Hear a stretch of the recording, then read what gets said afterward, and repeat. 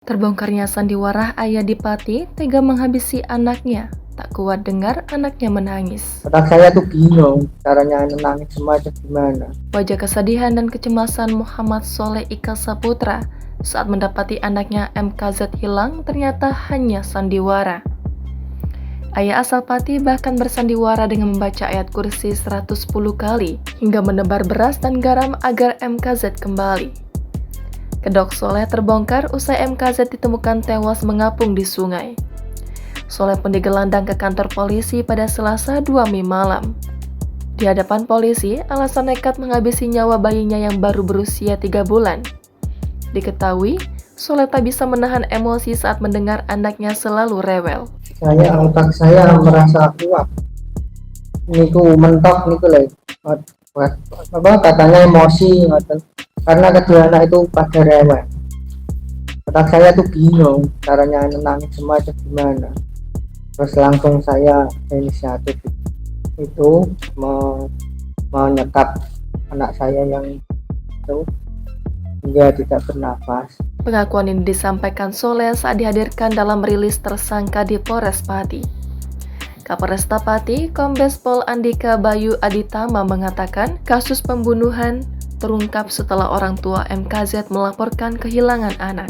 Bahwasannya anaknya yang berada di dalam rumah telah hilang, di mana pada saat itu sang ayah yang dititipi oleh istrinya untuk menjaga anak bayi tersebut. Tetapi ketika pulang dari bekerja, sang istri atau dalam hal ini ibunya yang mendapati bahwa anak bayinya telah menghilang atau tidak ada di kamarnya. Dalam pemeriksaan sang ayah, lanjut Kompol Andika, ada kejanggalan dalam keterangan yang disampaikan. Dan kita dalami, kita lakukan pemeriksaan, dan setelah kita lakukan pemeriksaan, ada kejanggalan daripada keterangan yang diberikan oleh ayah anak tersebut.